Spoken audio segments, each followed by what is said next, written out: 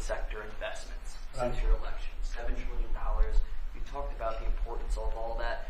Can you talk about how these investments will have a positive impact on families who felt like the previous economy left them behind, and why your executive orders on coal yesterday is so important given the amount of manufacturing that you're ushering back in? But thank you. And which is correct. We have, I would say, more than $7 trillion now, right, of investment coming in. Apple is coming in for $500 billion alone. We have other companies coming in with massive numbers. We have car companies that are coming in. No, we've never seen anything like it. Maybe in the 1940s or 50s or something, but we've never seen anything like it. They had 3 plants canceled in Mexico.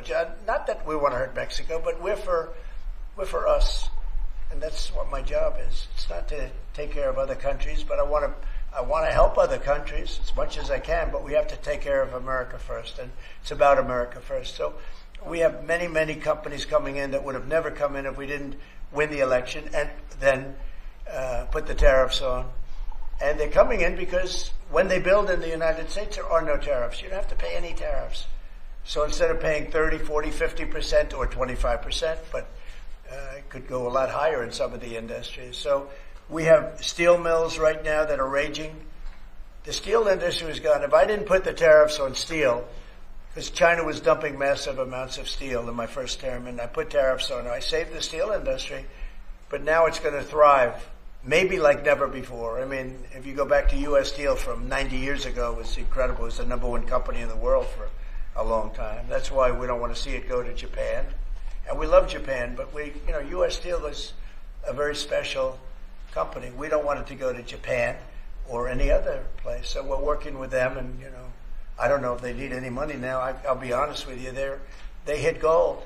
They hit gold because if you look at it, they have such orders for steel now. It's incredible. What's going on in our country is incredible with respect to plants. So we lost 90,000 plants and factories from the beginning of NAFTA, the worst trade deal ever made in the history of this world, but certainly in the history of trade. There's never been a worse trade deal. We were able to cancel that. We had to get approval from Congress. It was like a disastrous curse because you had to go to Congress to get it terminated. You couldn't just terminate it because it was a bad deal. And you had people in Congress that didn't want to do it because they had other reasons, maybe bad reasons. They're mostly not there anymore, those people. But it's amazing what's happened. I appreciate that question because it's incredible. I don't think we've ever seen anything like it. $7 trillion, and it's much more than that because, these are places that we know. $7 trillion is unheard of. I never looked at the Biden numbers, but you could go a whole year and it was peanuts. Everybody was leaving. They weren't coming in, they were leaving. And that means jobs are leaving. And so we're not playing games. We're going to make this country greater than ever before. Thank you for that question.